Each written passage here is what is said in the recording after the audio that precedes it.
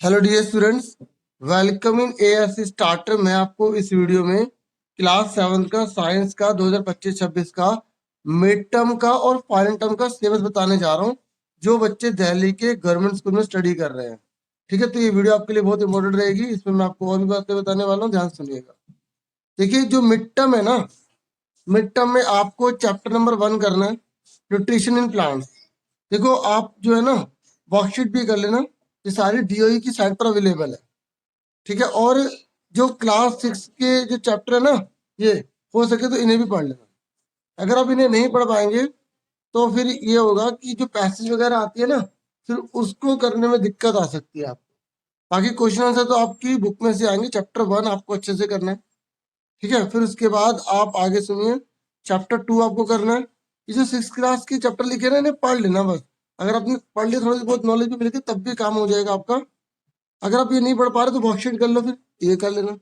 ठीक है, तो आपको पहले 7 क्लास में चैप्टर कौन कौन से करने हैं और छोटी क्लासेस के भी चैप्टर आपको करने पड़ेंगे अगर आप फुल मार्क्स लाना चाहते हैं। तो चैप्टर 1 7वीं क्लास का है, चैप्टर 2 है 7th क्लास का, चैप्टर 3 करना है। इस बार सिलेबस बहुत ज्यादा आ रहा है, शुरू से पढ़ोगे तो फायदा होगा। चैप्टर 5 आ रहा है, ठीक है, चैप्टर 9 आ रहा है, और इस 6 क्लास के जो चैप्टर मेंशन किए गए इन्हें भी पढ़ लेना। ठीक है, चैप्टर 13 आ रहा है। तो यहाँ तक आपका मिड टर्म का सिलेबस है।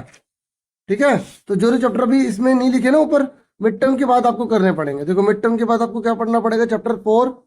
चैप्टर 4 आपको सेकंड टर्म में पढ़ना है। ठीक है, और 6 क्लास के जो चैप्टर दे रखे हैं, चैप्टर 6 आपको पढ़ना है सेकंड टर्म में, चैप्टर 7 सेकंड टर्म में, चैप्टर 8 सेकंड टर्म में, चैप्टर 10 सेकंड टर्म में।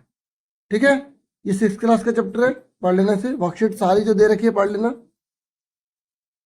चैप्टर 11 सेकंड टर्म में, ठीक है, चैप्टर 12 सेकंड टर्म में।